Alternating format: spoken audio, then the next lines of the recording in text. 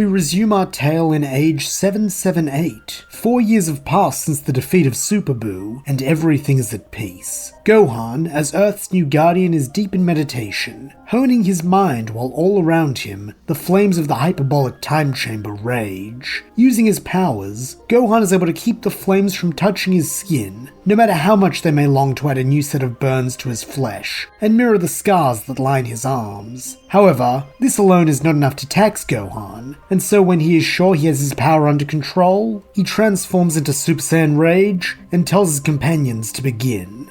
Moments later, Raditz in his Super Saiyan 3 state and Trunks in Super Saiyan 2 burst into view, and without hesitation open fire on Gohan. However, the young Guardian easily avoids these ki blasts before hurling one of his own back at them. This forces the father-son duo to split up in order to avoid the blast, and this is exactly what Gohan wanted, vanishing and reappearing in front of Raditz. Grinning, the older Saiyan chortles that Gohan's a clever one to try and take out the biggest threat first, but it won't work for one simple reason.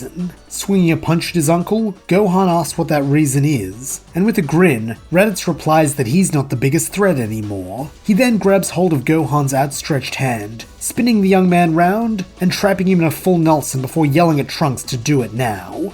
From a distance, Trunks grins, then fires a double sundae at his restrained cousin. But Gohan is not finished yet, slamming the back of his head into Raditz's nose and using his uncle's momentary distraction to break free. Cupping both hands, he meets the double sundae with a Kamehameha, and for a moment the two beams clash. However, it quickly becomes clear whose is strongest as Gohan's Kamehameha eclipses Trunks' double sundae, slamming into the youngest Saiyan and sending him flying back. Gohan prepares to give chase, a ki ball already forming in his hand, but he is stopped when behind him, Raditz yells, "Pants!" Looking down, Gohan sees that one of his pants legs is indeed on fire, and so with a roar and a flaring of his aura, he blows away the fire that surrounds them, returning the chamber to its usual endless void of white. Dropping out of Super Saiyan Rage, Gohan sighs that he really thought he had it that time, but Uncle Raditz shakes his head, saying it was a good effort though, and praising that Gohan's come a long way. A few moments later, Trunks, also back in his base form, comes flying over, adding his own praise for his cousin's level of control. Gohan, however, is not satisfied, feeling that by now he should be able to control Super Saiyan Rage's ki leakage problem. In fact, that's why he started training in the time chamber in the first place, since he figured if he could gain enough ki control to keep the flames of this place from getting in and touching his skin even in the heat of battle, then he would be able to keep his own ki from leaking out during moments of strong emotional upheaval. But alas, even after all these years, he still can't quite manage it.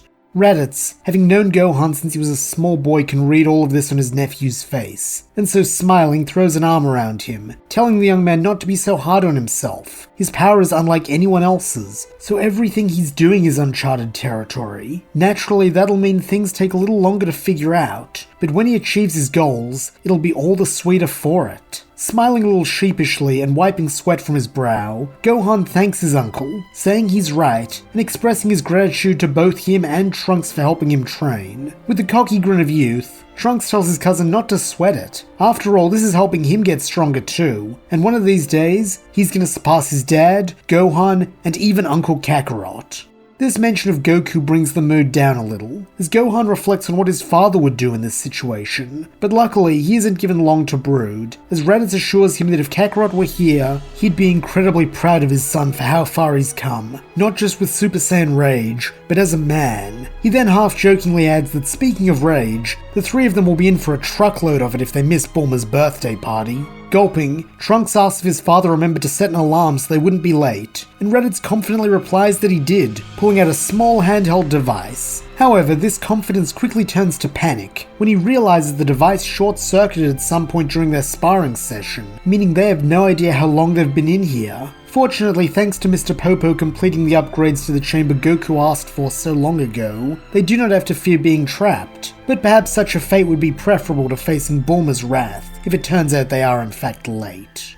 Meanwhile, in the far reaches of the cosmos, a much more successfully maintained alarm is going off, and in doing so, the god of destruction Beerus is awoken from his slumber. His angel Whis is there to attend him, and as the god begins his morning routine, Whis questions why his master chose to be woken when he did. At first, Beerus is too groggy to recall, but after consulting his oracle fish, he is reminded of the prophecy of the Super Saiyan God, a being who would supposedly become his arch-rival. Eager to find this Super Saiyan God, Beerus queries whether any Saiyans still remain after he gave Frieza the go-ahead to destroy their world, and with a smile, Whis tells him that he is in luck, as a small enclave of Saiyans managed to survive, even coming together to kill Frieza himself.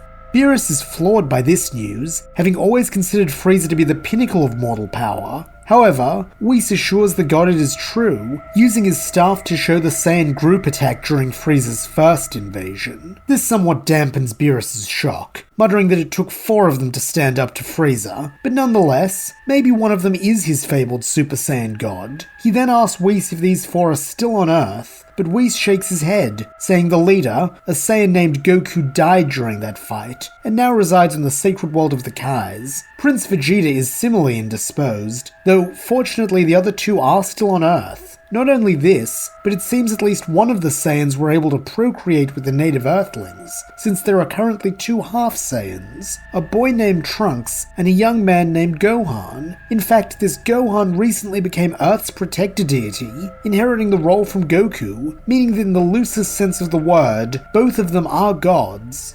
This piques the Destroyer's interest, and so with a devilish smile he informs Whis that he thinks it's time they pay these Saiyan gods a visit. With a sigh, Whis replies that he should have known his lord's one-track mind wouldn't allow him to think of anything else until he'd found his Super Saiyan god. Very well, he will take him, though Lord Beerus will have to choose which to visit first, since as he already said, one is on Earth and the other is on Shin's world. Gritting his teeth, Beerus fumes that these selfish Saiyans had to make things difficult by separating, but even so, he quickly makes his decision, and moments later he and Whis are hurtling through subspace towards their chosen target. Back on Earth, Gohan, Raditz and Trunks touch down on the cruise ship Bulma has chosen as the site for her birthday party, and by their great fortune, they aren't particularly late. Though Bulma is still annoyed with her husband and son, she softens a bit when she sees Gohan with them, asking how he's been. Smiling, Gohan tells his aunt that he's been alright, and that it's his fault they're late, since Raditz and Trunks were helping him with important Guardian business. Cocking an eyebrow, Bulma asks is that so, but in spite of her doubts, she lets this slide, telling the Saiyans to go mingle with the other guests. Gohan is more than happy to accept these instructions, and so heads towards where the various tables are set up to see his old friends. The first person he spots is Tien, who along with Chaozu and Krillin have gathered around a table, sharing a drink and catching up. When they see Gohan, the trio greet him warmly, eagerly asking what he's been up to since the fight with Buu, and Gohan explains his recent training with Super Saiyan Rage. The humans praise this dedication, likening it to Goku's desire to constantly improve, much to Gohan's pride, and so with a big grin he in turn asks what they've been up to. Tien, as it turns out, has taken up a job as head of Capsule Corp security now that Trunks no longer needs a martial arts master, and Chaozu has been working as his deputy. Meanwhile, Krillin has taken to a new career as well, World Martial Arts Champion. Proudly, Krillin recounts the tale of how about a year back he decided to test himself against the other strongest humans to see if any of them could stack up to his old rivals. Unfortunately, no one stood a chance against him, and even the previous champ, a posturing oaf named Hercule, got knocked out in just one hit. It wasn't much fun as far as tournaments go, but he's got to admit being a celebrity sure is nice. A gruff voice then laughs that Krillin better not let go to his head, and as they all turn around to see the newcomer, it is none other than Nappa. The Big Saiyan wastes no time clapping Gohan on the back, saying he's looking good, like a true Saiyan, with the scars and muscles to prove that he's been through the ringer and come out stronger. Gohan thanks the older man, saying he's not looking too bad himself, before asking what he's been up to these last few years. Nappa laughs that he's mostly been out in space, looking for clues on what happened to Vegeta, though he's been wanting to ask Gohan a favor for a while now. Gohan grins that Nappa need only name it, and the big brute says he'd like Gohan to take him to Otherworld, since King Yemma at least will be able to confirm whether Vegeta's still out there, or whether this whole thing's been a fool's errand, and the prince has already been reincarnated. Feeling for Nappa, Gohan promises they can go as soon as the party is over, but this discussion is brought to an end when a jolt runs up his spine, drawing all his focus to one thing: 2 gigantic powers which have just appeared in the atmosphere. Voice cracking with panic, Gohan asks the others if they just felt that. But Tien, Chaozu, Krillin and Nappa all give him the same perplexed expression, with Krillin asking if they felt what. Gohan worriedly tells them about the powers, but the other men seem unconvinced, with Nappa suggesting that maybe Gohan's been overexerting himself with all his Guardian work, and needs to unwind a little. A little annoyed by now, Gohan exclaims that he isn't imagining this, and the others need to ready themselves for battle.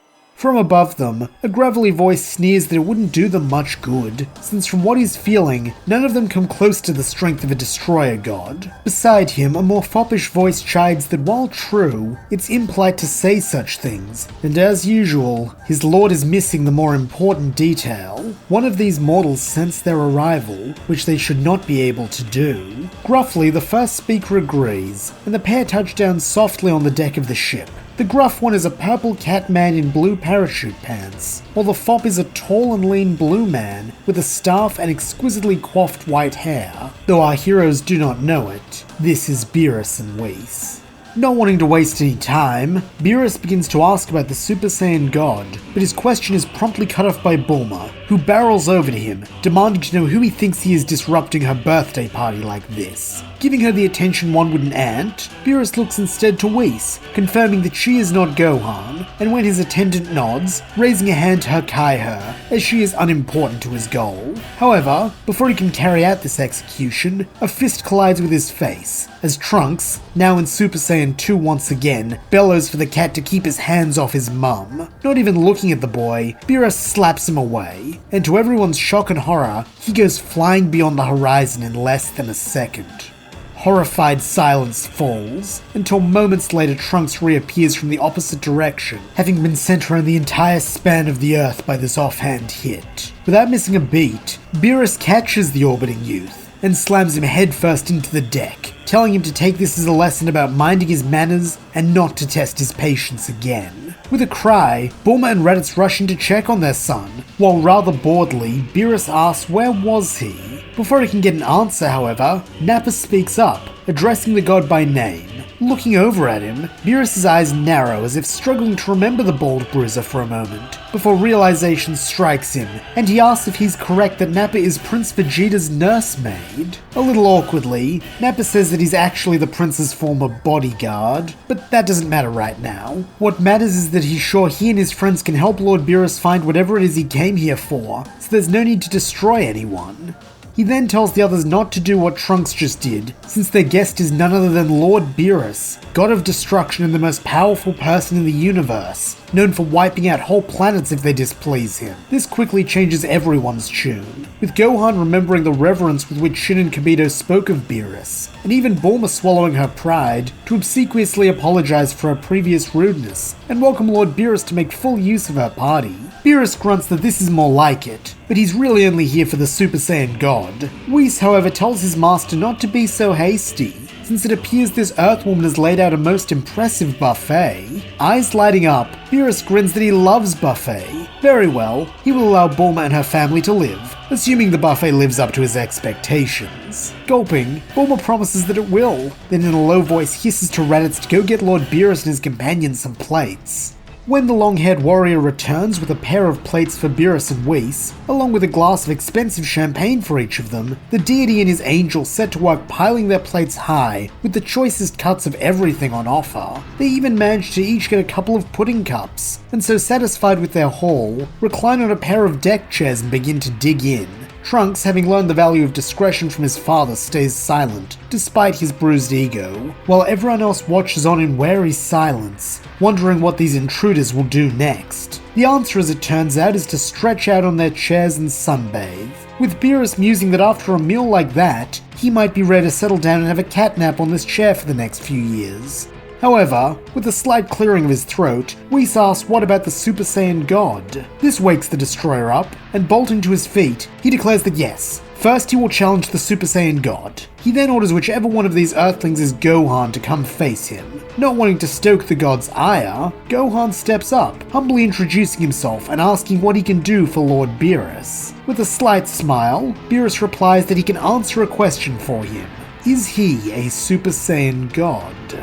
Briefly, Gohan pauses, then still in his modest voice, admits that he isn't sure since he's never heard that term before. Sighing, Beerus calls this a shame, since if he's not, he'll just have to destroy this world and move on to the Saiyan staying at the sacred world of the Kais. This gets Gohan's attention, and with panic back in his voice, he urges Beerus to wait a minute. He didn't say he wasn't, he's just never heard that name before, though it's quite possible he is, since he is the god of Earth, and has a unique Super Saiyan transformation, unlike anyone else in his family. A smirk in his voice, Beerus says he hopes it's stronger than the form that boy from before used, then with growing impatience tells Gohan to hurry up and show it to him. Thanking his lucky stars that he took the time to learn how to access this form at will, Gohan begins to power up, his eyes going blank, his hair spiking and turning gold, and the core of blue God Ki forming at the center of his Super Saiyan aura. Nodding approvingly, Whis states that this form is definitely making use of God Ki, before asking Gohan if he attained it after he took over as guardian from his father. Shaking his head, Gohan replies that he actually gained this the first time he went Super Saiyan, since it seems to be a manifestation of the God Ki he was born with. Looking interested, Whis nods that this would explain how he sensed the two of them arrive, before adding that he would love to study this form sometime. Smiling, Gohan replies that he'd be happy to help, but it may have to be another time, since this form still has a problem with leaking ki, meaning that he can only maintain it for short periods. Tutting, Whis calls this no good at all, but admits that if they're on a timer, he had better use his remaining time to face Lord Beerus, and show him the strength of a Super Saiyan god. Spluttering, Gohan asks if he really has to fight Beerus, and the god nods, saying that he has come in search of an arch-rival, and unless Gohan proves that he is that rival, he will destroy the young man and his world. Furious at such a callous indifference to the life of everyone on Earth, Gohan grits his teeth, saying in that case, he's going to show Beerus just how strong he is in this form. The pair then lunge at each other, their movements so fast no one but Whis can see them. He is also the only one who can sense them, since as per usual when Gohan goes into Super Saiyan rage, his ki becomes imperceptible to those who do not possess God Ki. For this reason, it seems to everyone else that the God and the Guardian have simply vanished. In truth, they are actually far above them, duking it out, with both getting in a roughly even number of hits. Breaking apart and coming back into view, Beerus admits that he's impressed. Gohan definitely is a god, but that doesn't mean he's worthy to be his rival. For that he will have to do much better. He then opens fire on the cruise ship, a volley of purple ki blast raining down upon them. Quick as a flash, Gohan vanishes, reappearing in front of each bolt to swat them away into the ocean, while above, Beerus watches with curiosity. Only when the last blast is deflected does he move, appearing in front of Gohan, and planting a kick in his stomach which sends the hybrid Saiyan crashing into the ocean floor. Milliseconds later, Beerus is there too, planting his boot on Gohan's throat and gesturing for him to yield. However, Gohan cannot risk Beerus deciding to blow up Earth, and so fights on, reaching for anything he can get a hold on which might help him in this fight. His hands quickly find themselves around the legs of Beerus's pants, and so taking a page from his father's playbook, he yanks them down. As Beerus's pants are pulled down to reveal heart boxes, the god stares in shock, and this moment of distraction is exactly what Gohan needs, flaring his aura to blow the cat back. As Beerus staggers and pulls his pants up, Gohan charges, headbutting the destroyer's stomach and sending him crashing into an underwater mesa. However, Beerus isn't out of tricks, and so laying his hand on the stone face, Hakai's it so that it vanishes in an instant, sending the stones resting atop it to crash onto Gohan. Unable to dodge this surprise attack, Gohan is buried under the stony avalanche, and from a small distance away, Beerus looks on, disappointment clearly written on his face. That is until a golden light bursts through, as Gohan screams, turning the stones to dust and freeing himself. However, such a feat quickly exhausts Gohan's oxygen supply, and so as Beerus tries to grab him, he kaikais up to the surface. Gasping for air, Gohan finds that the calm ocean he left is not the one he has returned to, as his fight with Beerus has caused the waters to become erratic, with large waves buffeting Bulma's cruise ship and even threatening to capsize it. Knowing that someone will be hurt or worse if they keep fighting in proximity to other people, Gohan decides that it's time they move the venue of their battle somewhere more isolated. Moments later, Beerus breaks the surface of the water, and seeing his chance, Gohan takes off into the air. Growling that running won't save him, Beerus gives chase just as Gohan had hoped, and so by staying just out of reach, Gohan is able to steer his opponent to his chosen destination. As it turns out, this is the Lookout, both for its distance from humans and the fact that it gives Gohan a home field advantage. Touching down on the Lookout's courtyard, Gohan spins, delivering a kick to the onrushing Beerus' chin which strikes true, sending him crashing into the paving stones, and as the god gets to his feet, he mutters that he sees now. Gohan wasn't fleeing, he was leading him here. Very clever. He then grabs one of the scattered tiles, while Gohan does likewise, and as one they rush forward, slamming them into the sides of each other's heads with enough force to shatter the supernatural stones. Staggering under these blows, the two warriors drop their weapons, returning to the way the fight began, with fisticuffs. Once more a flurry of punches and kicks are exchanged, but this time Gohan's aren't quite as effective, and it's clear that he is fatiguing from this form's critical flaw. Seeing this, Beerus presses his advantage, waiting until Gohan is distracted, then sweeping his feet with his tail. As the Saiyan hits the ground, his golden hair turns once more to black, and Beerus squats down, placing a handful of destruction energy to the Guardian's face. In a low voice, Beerus orders Gohan to admit that he's lost, and in a resolute tone, the young man replies that he will if Beerus makes him one promise, that he'll just destroy him and spare Earth. Growling under his breath as if weighing this up, Beerus agrees that if Gohan admits his loss, he will not destroy Earth. This is all Gohan needs to hear, and so in a calm voice he states that he lost, and that Beerus is stronger than him. The young Guardian then closes his eyes, anticipating the end, but it does not come. Opening one eye a crack, Gohan looks up at Beerus, who has risen back to his full height and dispelled the Hakai. When he sees Gohan looking, he extends a hand to help him up, but the Saiyan doesn't understand, saying he thought Beerus just said he was going to destroy him. With the air of a teacher explaining something very simple to someone very stupid, Beerus replies that isn't what he said at all. He said if Gohan didn't impress him, he'd destroy him along with the Earth. And then when Gohan admitted defeat, he swore that he wouldn't destroy Earth. Anything Gohan inferred about himself being destroyed is not his fault. Sounding shocked, Gohan asks if that means he managed to impress the god, and with a note of impatience, Beerus grunts that he can see Gohan's potential as an arch-rival. Right now he's still far too weak to be considered anything of the sort, but with a lot of hard work, he believes this young god could be just the rival he's been looking for. Smiling broadly, Gohan promises that he will work hard to be a worthy rival, and with a smirk, Beerus says he better, since if he doesn't, he and Whis can always come back and destroy this world. With a chuckle, the angel says that his lord is quite right, causing both combatants to whip their heads around in shock as they spot Whis seated on the roof of the Lookout's main building eating a bento box.